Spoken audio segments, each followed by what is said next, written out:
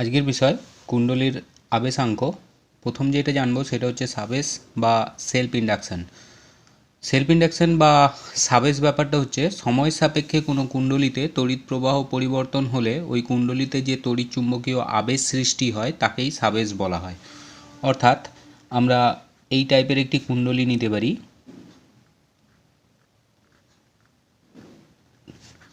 ধরে নিচ্ছি এরকম একটি কুণ্ডলী আছে, এই কুণ্ডলীর সাথে একটা চাবি লাগানো আছে কে, চাবির সাথে একটি ব্যাটারি আছে এবং একটি পরিবর্তনশীল রোধ যুক্ত করা আছে।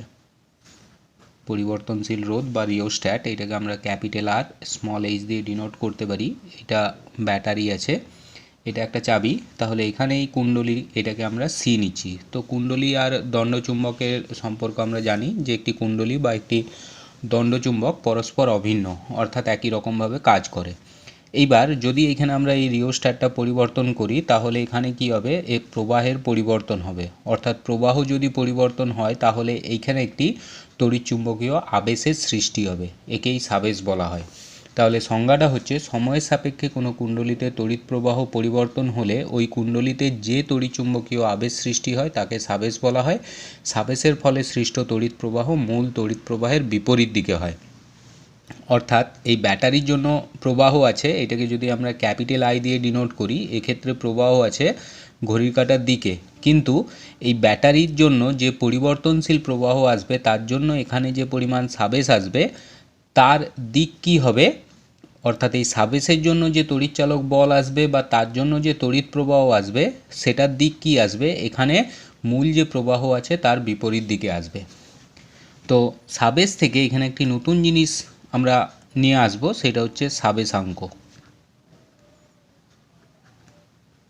বা ইংলিশটা হচ্ছে self inductance.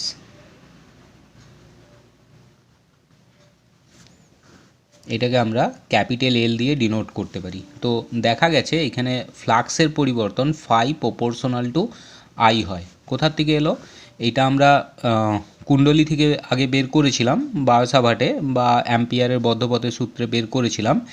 B equals to হয় mu naught N into I, যেখানে এনটা হচ্ছে একক দৈর্ঘ্যে পাক সংখ্যা, মিউ নটটা হচ্ছে শূন্য মাধ্যমে চুম্বক ভেদ্যতা, আই হচ্ছে প্রবাহ। এবার ফাই ইকুয়ালস টু আমরা জানি হচ্ছে বি ইন্টু এ, অতএব আমরা যদি বসাই ফাই ইকুয়ালস টু চলে আসবে mu naught N I into A. তাহলে দেখা যাচ্ছে মিউ নট এন ধ্রুবক, এ ধ্রুবক, অতএব আমরা লিখতে পারি ফাই প্রপোর্শনাল টু আই, বা পরীক্ষালব্ধ আমরা বলতে পারি যে এক্ষেত্রে ফাই প্রপোর্শনাল টু আই হয়। তাহলে যদি সমানুপাতিক চিহ্নটা ওঠাই আমরা লিখতে পারবো phi equals to L I. এক্ষেত্রে এই যে এই এলটা আছে, এলকেই বলা হবে সাবেশাঙ্ক। তাহলে নতুন জিনিস, এল এর সংজ্ঞা আমরা নিতে পারি। তাহলে এল ইকুয়ালস টু লেখা যেতে পারে ফাই বাই আই।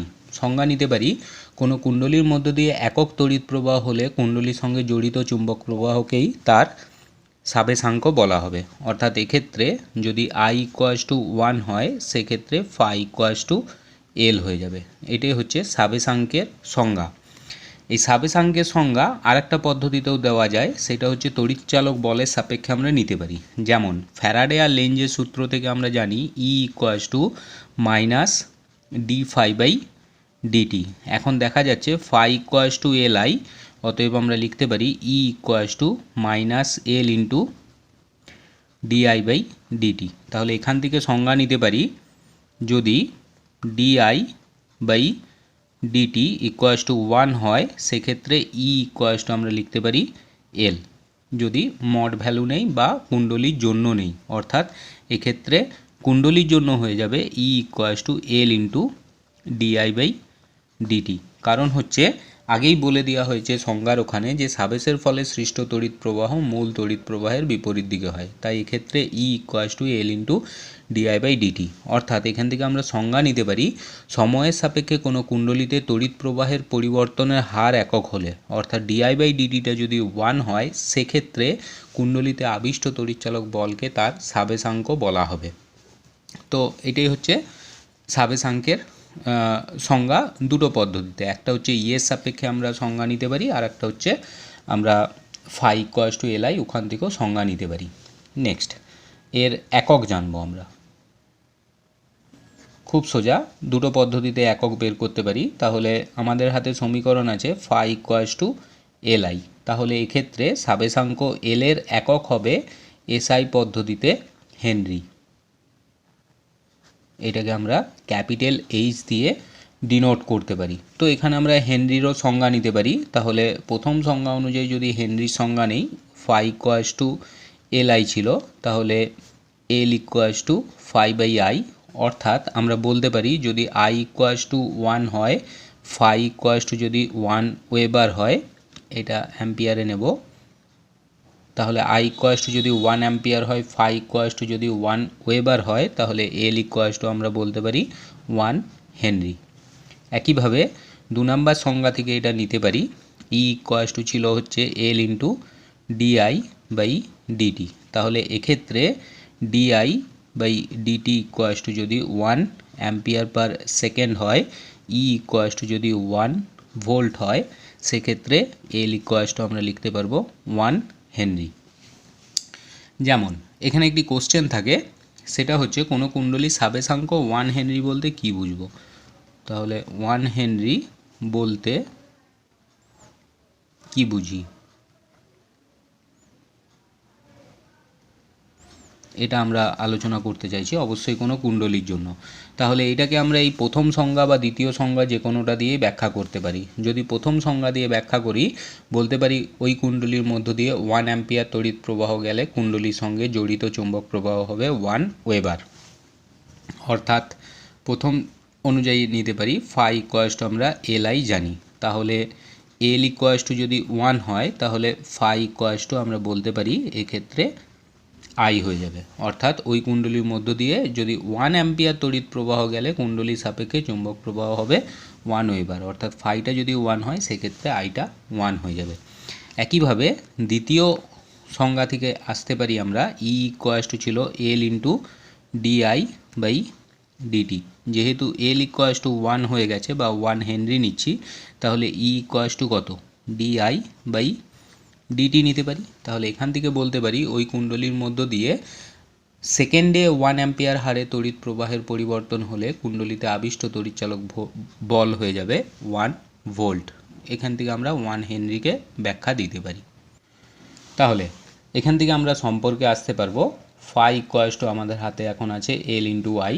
তাহলে ফাইয়ের একক হচ্ছে ওয়েবার, এল এর একক হচ্ছে হেনরি, আয়ের একক হচ্ছে অ্যাম্পিয়ার। এককের নিরিখে এটা আমরা লিখতে পারি। তাহলে এখান থেকে আমরা এটাকে যদি অ্যারেঞ্জ করি, আবার আমরা নিতে পারি ই ইকুয়ালস টু আছে L into DI by DT. তাহলে এখান থেকে লিখতে পারি volt equals to henry into ampere per second. আর এটাকে অ্যারেঞ্জ করলে পাবো volt per ampere into second equals to henry. এবার ভোল্ট পার অ্যাম্পিয়ার এটা হয়ে যাচ্ছে ওহম, কারণ ভি সমান হয় আই আর ওহমের সূত্র অনুযায়ী, আর আর ইকুয়ালস টু লিখতে পারি আমরা ভি বাই আই।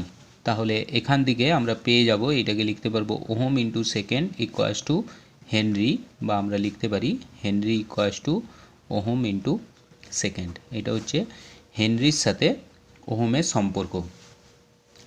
একইভাবে যদি আমরা এককটা সিজিএস পদ্ধতিতে নেই, সিজিএস পদ্ধতিতে এল এর একক নিতে পারি আমরা ইএমইউ।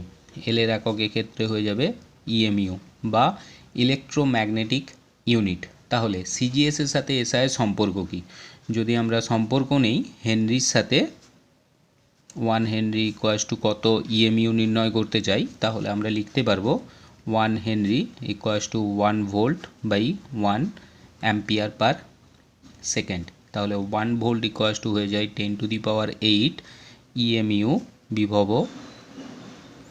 নিচে লিখতে পারবো বাই 1/10 ইএমইউ প্রবাহ পার সেকেন্ড। और এখান থেকে আমরা অ্যারেঞ্জ করলে পাবো 1 হেনরি ইকুয়ালস টু 10⁹ ইএমইউ। এটা হচ্ছে হেনরির সাথে ইএমইউর সম্পর্ক। নেক্সট আরেকটা জিনিসে আসবো, সেটা হচ্ছে আবেশহীন কুণ্ডলী। বাড়ির ওয়্যারিংয়ে আমরা অনেক সময় খেয়াল করে দেখেছি যে সুইচ না দিলেও এলইডি লাইটগুলো সামান্য হলেও গ্লো করে, বিশেষ করে নাইট ল্যাম্পের ক্ষেত্রে এটা লক্ষ্য করা যায়। তো এটা হওয়ার মেন কারণ হচ্ছে তারের মধ্যে কোথাও পাক আছে বা তারের মধ্যে কোথাও আবেশের ফলে ওই লাইটটা গ্লো করতে থাকে। তাহলে যদি ওই লাইটটা না গ্লো করে তার জন্য আমরা একটি কুণ্ডলী বানাতে পারি, যেটাকে বলা হয় আবেশহীন কুণ্ডলী। মানে কুণ্ডলীটা আমরা এইরকম নিতে পারি, ধরে নিচ্ছি একটা তার এইভাবে যাবে, এইভাবে ধরে নিচ্ছি কুণ্ডলীর আকারে ওটা যাবে, আবার যে পথে গেছে সে পথেই যদি ওটা ফিরে আসে, অর্থাৎ এইভাবেই যদি এটা ফিরে আসে, তাহলে এটাকে আমরা আবেশহীন কুণ্ডলী বলতে পারবো। অর্থাৎ এই বরাবর আই প্রবেশ করবে, এই বরাবর আই বেরিয়ে যাবে। সেক্ষেত্রে প্রতিটা জায়গায় আমরা দেখতে পাবো একটা প্রবাহ যদি ঘড়ির কাঁটার দিকে হয় আর একটা প্রবাহ কী হবে, ঘড়ির কাঁটার বিপরীত দিকে হবে। তো এই ধরনের কুণ্ডলীকে বলা হবে আবেশহীন কুণ্ডলী। তো এক্ষেত্রে কী হবে, ওই লাইটগুলো গ্লো করার সম্ভাবনা অনেকটাই কমে যাবে। নেক্সট আমরা আসব চোখ কয়েলে। সাধারণ সংজ্ঞা: উচ্চ সাবেশাঙ্ক অথচ নিম্ন রোধের কুণ্ডলীকেই সাধারণভাবে চোখ বলা হয়। তাহলে এর প্রথম শর্ত হচ্ছে উচ্চ সাবেশাঙ্ক, আর 2 নাম্বার হচ্ছে নিম্ন রোধ। এই দুটো যদি মেনটেন করা হয় তাহলে ওই কুণ্ডলীকে আমরা চোখ কুণ্ডলী বলতে পারি। এটা আগেকার দিনে যে টিউব লাইটগুলো ছিল তার মাঝে যে বড় বাক্সের মতো অংশ লাগানো থাকে সেটাকেই চোখ কুণ্ডলী বলা হয়। তো ওই কুণ্ডলীর শর্ত হচ্ছে তার সাবেশাঙ্কের মান অনেক বেশি হবে কিন্তু রোধের মান অনেক কম হবে। নেক্সট আমরা যেরকম ধারকে ক্যালকুলেশন করেছিলাম সঞ্চিত শক্তি সমান হাফ সিভি স্কোয়ার, এক্ষেত্রেও আমরা আবেশের জন্য সঞ্চিত শক্তির রাশিমালা নির্ণয় করতে পারি। তো এক্ষেত্রে সঞ্চিত শক্তির রাশিমালা হয়ে যাবে, যদি এটাকে আমরা ক্যাপিটাল ই দিয়ে দেখাই, এটা রাশিমালা হয়ে যাবে হাফ এল আই স্কোয়ার। এটা আমরা প্রমাণ করতে চাইছি এক্ষেত্রে। তাহলে এটা প্রমাণ করবার জন্য ধরে নিচ্ছি আমাদের কাছে একটি আবেশ কুণ্ডলী আছে যার সাবেশাঙ্ক হচ্ছে ক্যাপিটাল এল, এবং এক্ষেত্রে এর মধ্য দিয়ে যে প্রবাহ গেছে সেটাকে আমরা স্মল আই নিতে পারি। তাহলে এইটা যদি কোনো একটি ব্যাটারির সাথে যুক্ত থাকে বা পরিবর্তনশীল ব্যাটারির সাথে যুক্ত থাকে, সেক্ষেত্রে এর বহিস্থ তড়িৎচালক বল যদি স্মল ই হয়, তাহলে এই তড়িৎচালক বলের জন্য এখানেও একটা তড়িৎচালক বল আবিষ্ট হবে। তাহলে এক্ষেত্রে আবিষ্ট তড়িৎচালক বলকে আমরা লিখতে পারবো E equals to L into DI by DT. অর্থাৎ এক্ষেত্রে আগেই সংজ্ঞায় বলে দেওয়া হয়েছে এর প্রবাহ যদি ঘড়ির কাঁটার দিকে হয়, এই আবেশের ফলে যে তড়িৎ প্রবাহ হবে সেটা ওটার বিপরীত দিকে হবে, যার জন্য কি হবে, এখানে মাইনাস সাইনটা থাকবে না। তাহলে এইখানে কি পরিমাণ কৃতকার্য হবে সেটা যদি নির্ণয় করতে পারি, সেটাই সঞ্চিত শক্তি আকারে চলে আসবে। অতএব আমরা নিতে পারি কৃতকার্যের হার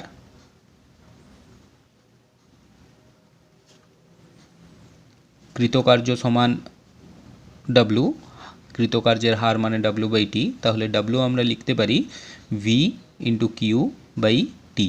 এক্ষেত্রে আমরা লিখতে পারি E into Q by T, বা এটাকে লিখতে পারি E into Q by T, और কৃতকার্যের হার W by T equals to লেখা যেতে পারে ই ইন্টু স্মল আই। এবার এটা যদি আমরা 1 নম্বর সমীকরণ নেই, তাহলে 1 নম্বর সমীকরণকে নিলে পাবো 1 নং থেকে কৃতকার্যের হার